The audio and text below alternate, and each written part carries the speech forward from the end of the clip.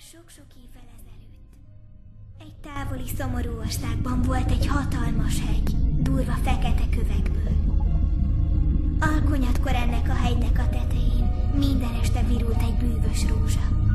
Aki leszakította, az halhatatlanná vált. Mégsem merte megközelíteni senki, mert a sok tüvisemény mérgezett volt.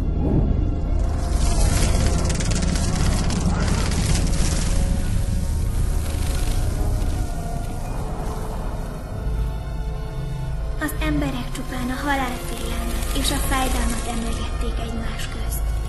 A halhatatlanság ígéretét soha. Így a rózsa minden este elhervadt anélkül, hogy megajándékozhatott volna bárkit a bűvereivel.